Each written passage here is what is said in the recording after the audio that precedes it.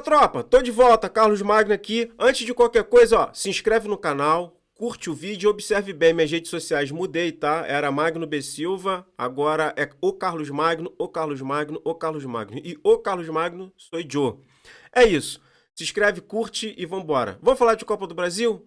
Meu irmão, eu errei quase tudo. Eu fiz uns chutes aqui. Quem viu o meu vídeo anterior, antes de iniciar os jogos das oitavas de final, eu fiz aqui uma prospecção do que poderia acontecer em relação a favoritos, não favoritos, ou apenas um chute. Como eu já falei, não sou profissional, não entendo de futebol, mas eu sou um bom assistente. O assistente que assiste é o quê? Telespectador. Nossa, que burro.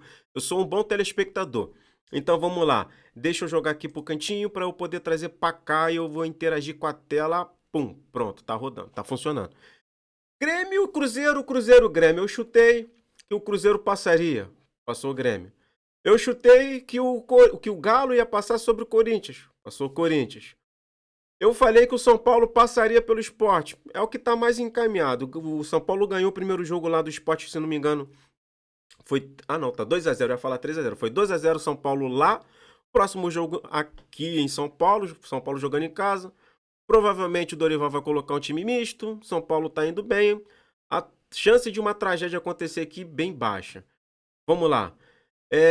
Falei que o Inter ia passar pelo América. Cara, engraçado, o América foi o único clube que ganhou o primeiro jogo com a diferença de 2 gols e não foi pro segundo como favorito. Incrível isso. Todos os vídeos, não foram muitos, mas todas as notícias que eu vi apontavam o Internacional como favorito e o Inter perdeu por 2 gols de diferença. Enfim, o América ele perdeu o jogo por 3-1, mas ele levou nos pênaltis. Maravilhosa campanha do América. Atlético Paranaense e Botafogo se classificou o Atlético Paranaense nos pênaltis. Eu acho que faltou pro Botafogo aquele cacuete faltou malandragem, eu acho. Eu não sei. Eu vou entrar em detalhes nesse jogo daqui a pouco. Eu vou dar uma passada um por um, pelo menos aqueles que eu vi parte dos jogos, né? Porque o do Botafogo, por exemplo, eu não assisti o jogo todo. Assisti só o primeiro tempo. Fla-Flu. Eu acertei que seria um empate, eu falei, Flamengo e Fluminense vão empatar no primeiro jogo e no segundo jogo, para esse agora, hoje à noite, Flamengo ganha de 1-0 ou 2-1, 3-2. Eu tô chutando numa vitória magra com o nosso mago maestro de volta, aniversariante do dia, Dejan Arrascaeta. Cara, para mim foi uma surpresa agradável. Agradável o Bahia ganhar do Santos. Ganhar não, né? Eles empataram os 2 jogos, na verdade, né? Pra tu ver como é que são as coisas. Eles empataram e mostra como os times estão nivelados, né? Empataram dentro e fora. Ambos jogos empatados. Lá em Santos 0-0 e que na de volta da Bahia 1-1. E o Santos perdeu nos pênaltis.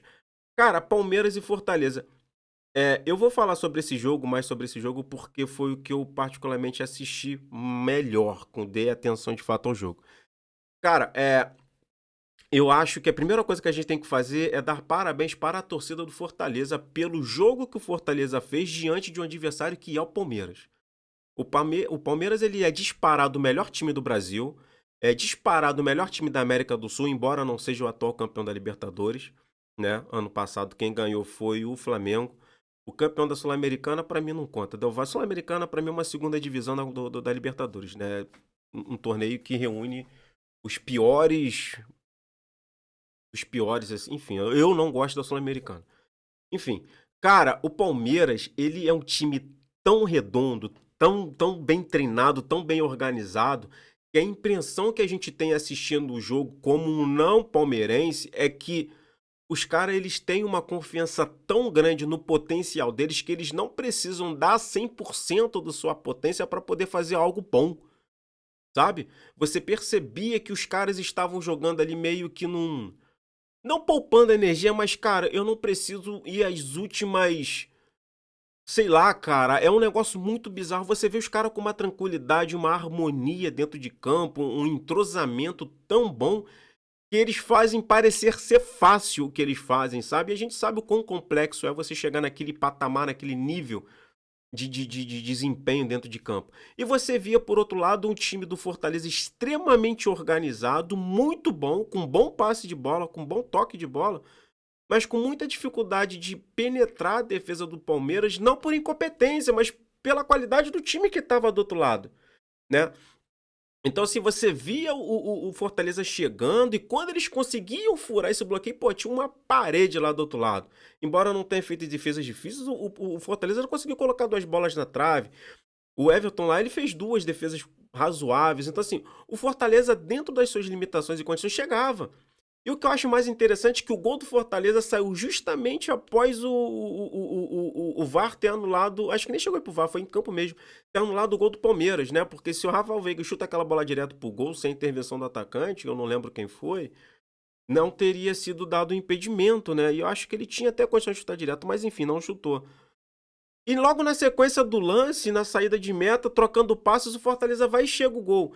E, cara, isso mudou um pouco da cara do jogo, porque você sentiu que o Palmeiras deu uma pequena recuada, não se fechando, e o Fortaleza inteligentemente foi mais pra cima do Palmeiras, sem fazer aquele abafa desesperado. Eu não enxerguei o Fortaleza desesperado. Porque se você vai desesperado pra cima de um time com a qualidade que o Palmeiras tem, cara, a probabilidade deles pegarem a bola e fazer um gol no contra-ataque e fechar o caixão era enorme.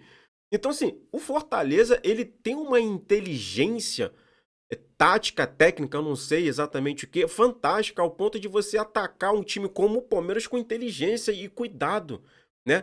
Da mesma forma que o próprio Palmeiras tem uma inteligência emocional, uma sabedoria, eu não sei dizer, que eles conseguem se defender de um time com qualidade, que o Fortaleza ele tem essa certa qualidade, embora tenha jogadores limitados, não tenha um elenco farto como é o do Flamengo, por exemplo, ou até mesmo do Fluminense, mas eles conseguem atacar com muita sabedoria. Então, assim, foi um jogo muito bom de assistir.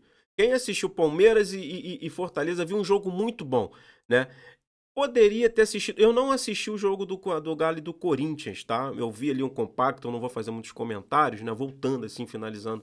Então, assim, o Fortaleza deu azar, porque pegou um Palmeiras, de repente, se pega qualquer outro clube, acho que o Fortaleza seria um excelente, um forte candidato a se classificar e passar. Mas, pô, foi um Palmeiras, ainda deu azar de lá no primeiro jogo ter aquele pênalti mandrake lá a favor do Palmeiras. Isso já quebra a estratégia, bate desânimo, enfim. Muita coisa envolvida nessas questões, né? Cara, o Corinthians e o Galo, eu só tenho 2 comentários a fazer. A gente precisa tomar muito cuidado para elogiar o Corinthians e criticar o Galo. Porque a crítica de um time, às vezes, a gente tira o mérito do outro. Né? Por exemplo, a gente fala, o Galo perdeu do Corinthians. De repente foi o Corinthians ganhando o Galo. Sabe, não exatamente diretamente com esse time, mas a gente precisa ter precisa ter cuidado na hora de fazer essa análise, porque a gente, por exemplo, o Flamengo. O Flamengo tem o melhor elenco do Brasil. Não vem jogando o melhor futebol, mas tem um dos melhores elencos. E muita gente fala, pô, o Flamengo perdeu para o time XPTO.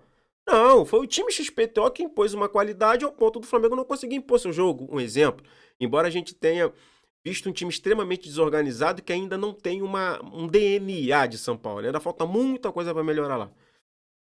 Mas voltando, eu acho errado, na minha visão, extremamente errado, o Kudê poupar para um jogo de oitavas de final valendo classificação e dinheiro, muito dinheiro que vale essa classificação de oitava para quarta de final na Copa do Brasil. Cara, na minha cabeça, se não for por contusão, não faz sentido você poupar. E o Hulk, cara, você não pode começar um jogo contra o Corinthians valendo classificação, botando o Hulk no banco. Não faz sentido você poupar um Hulk jogando o que ele vem jogando. Então, assim, pra mim, errou o Kudê. E isso tira toda uma questão de concentração do time, do restante do time. Pô, que confiança você vai passar pro cara? E, meu irmão, e se tem uma coisa no futebol que faz uma baita diferença na vida de qualquer pessoa, é a confiança. O Corinthians, por exemplo, ele fez um bom jogo contra o Flamengo, embora tenha perdido. Ele fez um bom jogo contra o Fluminense e ganhou. E ele fez um bom jogo contra o Galo dentro de casa e ganhou. Então, assim, essa confiança são 3 grandes clubes: o Flamengo, o Fluminense e o Galo. Não são clubes pequenos, são clubes grandes. Então, assim, você fazer 3 bons jogos com esses 3 clubes grandes te dá um grau de confiança para você bater de frente com qualquer outro clube aqui no Brasil. E lembrando que, embora o Corinthians não viesse desempenhando um bom futebol dentro de campo, o Corinthians tem sim um elenco razoável para bom. O elenco do Corinthians não é ruim. Você tem ali bons jogadores. Teve a volta do Renato Augusto, que é um cara que, pô, é titular em qualquer clube. Você tem ali o Roger Guedes, que tem feito metade dos gols do Corinthians são dele. Você tem o Yuri Alberto, que também tem bastante movimentação e dá opções. Então, assim, você tem um elenco bom. Você tem um treinador que entende de futebol, embora ele estava afastado, até trabalhando com política. mas é um cara que precisa ser respeitado pela história, treinador de seleção brasileira, treinou o Real Madrid, é um cara internacional. O Paul Fechou entende de futebol, então assim, é um cara que a gente precisa tomar cuidado para poder até mesmo criticar, porque é lógico, o cara não vai acertar todas, mas o Luxemburgo ele merece respeito pelas coisas que já conquistou e tudo aquilo que ele já deu pro futebol. Mas assim, eu acho que é mérito do Corinthians diante de um Galo que de repente poderia ter ousado menos. Eu acho que foi, não sei se foi soberba ou necessidade, mas o cara poupar contra um Corinthians jogando fora, valendo classificação, eu acho que ele mandou muito mal. Cara, São Paulo e Sport, cara, esse jogo eu acho pouco provável do São Paulo perder. Pra quem gosta de fazer lá uma aposta, pode jogar um dinheirinho ali que eu acho que o São Paulo passa sem preocupações. América, cara, eu não assisti esse jogo, não vou entrar em detalhes. Eu vi o compacto, eu vi o gol que o René perdeu, ridículo aquele gol que o René perdeu. O René, ele é um lateral esquerdo que ele tem um perfil mais de defensor, não de atacante. De repente, se é um Ayrton Lucas, um Marcelo, um cara que tem mais essa coisa mais avançada, de repente conseguiria pegar naquela bola com mais jeitinho e botar pra dentro do gol. Então, assim, o Mano passou por uma fase ruim, deu uma melhorada, mas assim, o negócio ali no Inter não tá muito legal ainda não. Mas ganhou, fez o papel dele, ganhou de 3-1, perdeu nos pênaltis mesmo, mano. Tem gente que fala que é loteria, tem gente que fala que é sorte. Pênalti pra gente que gosta de futebol é bom pela emoção. Cara, Botafogo e Atlético Paranaense, esse eu acertei. Eu falei que que o Atlético Paranaense passaria pelo Botafogo, mas não pelo futebol propriamente dito, que eu acho que o Botafogo vem jogando futebol melhor até que o Atlético Paranaense, e na minha opinião merecia a vaga, tá? Pelo que eu vi no jogo. Eu só assisti o primeiro tempo desse jogo, foi muito bom, inclusive. Mas assim, vamos fazer uma pedinha, faltou um tiquinho, assim, pro Botafogo se classificar, né? Foi por muito, foi por um tiquinho. Mas, cara, o Atlético Paranaense, ele é um time inteligente. Faltou ao Botafogo a inteligência que o Atlético Paranaense teve.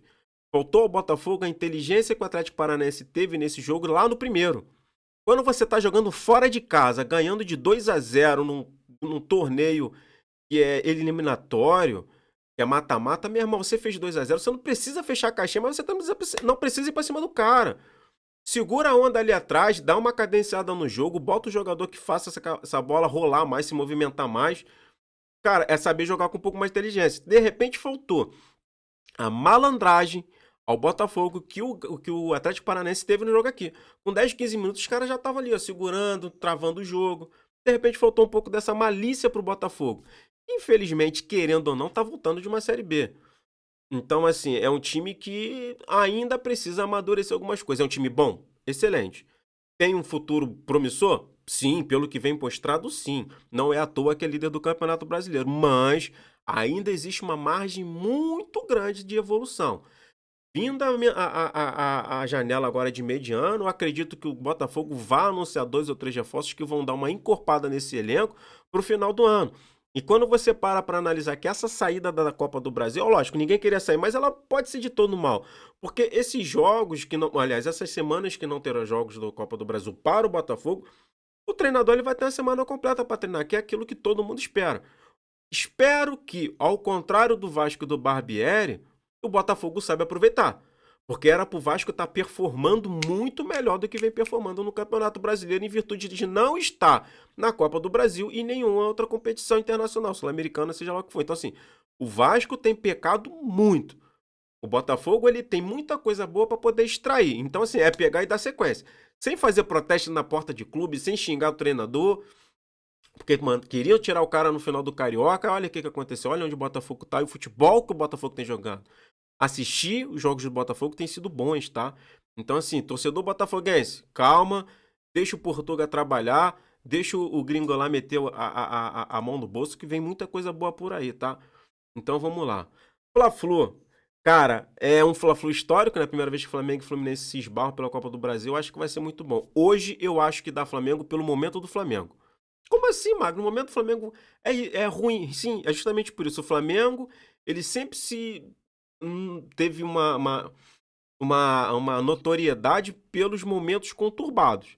O Flamengo, quando tem cara batendo em mulher, cara sendo envolvido com negócio de bandido, pegando moto de traficante, meu irmão, dá bom. Acho que faltava o Flamengo mais jogadores como o Gabigol. Eu, particularmente, gosto do Gabigol pela marra. Ele é um cara que não tá nem ele. Lá na casa da Argentina, jogando na Argentina, ele pega lá e sacode as coisas. E mostra, cara, eu acho que falta isso, o Flamengo. Aquela raça, aquela vibração. O Flamengo não é um clube tipo São Paulo. Que é, com todo respeito ao São Paulo, não tô criticando São Paulo, mas São Paulo sempre se notou porque aquela coisa mais elitizada. Todos os títulos do São Paulo ele ganhou de ponta a ponta. São inquestionáveis. O Flamengo não, é na base da porrada, da cotovelada, é na raça, é briga. O Flamengo gosta disso.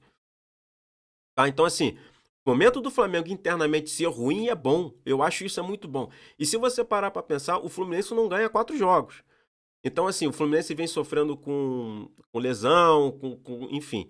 O Fluminense ele não vem completo, o Diniz tá tendo dificuldades lá. Então, assim, o Fluminense tem um time bom. O Fluminense não tem um elenco tão homogêneo, digamos assim, em relação à técnica. Ou seja, sai X e entra um cara do mesmo nível.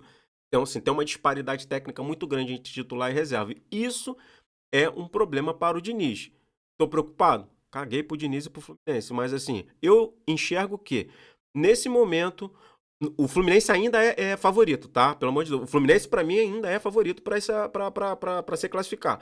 Entretanto, eu acho que essa lavagem de roupa suja que teve no Flamengo ontem, a vontade que o Bruno tá querendo, o zagueiro Bruno, essa questão de desentendimento entre Davi, Luiz e o Gabigol, meu irmão, bota os dois numa sala ali, bota uma pedra, um pedaço de pau na mão de cada um, meu irmão, daqui a 5 minutos eu volto. Se entendo aí, resolva as pindaíbas de vocês porque tá prejudicando o clube. E a vontade que o São Paulo tá de poder resolver o problema, isso é ótimo, isso é excelente. Então, assim, eu acredito que o Flamengo vai vir mordido, o Flamengo vai vir querendo destruir. E outra coisa, aquele que perder o jogo de amanhã, eu acho que vai virar um caos. Eu acho que para o Flamengo uma derrota é muito mais depreciativa para o momento do clube do que para o Fluminense. Eu acho que o Fluminense ainda vai ter um pouco mais de tranquilidade para dar continuidade no trabalho do Diniz caso venha ser eliminado. O Flamengo não. Acho que o Flamengo vai ferver um caldeirão ali, vai ficar um negócio extremamente desconfortável. Mas eu acredito que o Flamengo passe hoje com uma vitória magra, um 1-0, um 2-1, talvez até nos pênaltis, mas eu não acredito no segundo empate no jogo de hoje, não. Para mim é uma vitória magra de diferença mínima, 1-0, 2-1, 3-2. Eu acho que o Flamengo passa hoje nesse jogo contra o Fluminense. Santos e Bahia, não vou comentar porque eu não assisti esse jogo. Palmeiras e Fortaleza eu já falei. É isso. Gostou do vídeo? Curte, compartilha, fala com os amigos, me segue aqui nas redes sociais, eu mudei aqui. No final desse mês eu vou estar participando no podcast do meu amigo Trajano, do meu amigo Valdomiro. Valdomiro não, Valdomiro é o do chapéu lá. O meu amigo Valdo. Podcast Correria de Cristo, Correria de Cria, podcast Correria de Cria. Eu vou colocar aqui nas minhas redes sociais, vou colocar na descrição do vídeo, acessa lá, compartilhe com o podcast da rapaz, é muito bom. Fechou? Vou estar falando dos meus projetos, vou estar falando do projeto da igreja, que a igreja também tem um podcast Remanescentes em Cristo, remanescente.church. Acessa aí no YouTube, no Instagram, vou deixar tudo aqui na descrição do vídeo. Ajuda a gente, compartilha, se inscreve nos 2 canais, nos 3. Correria de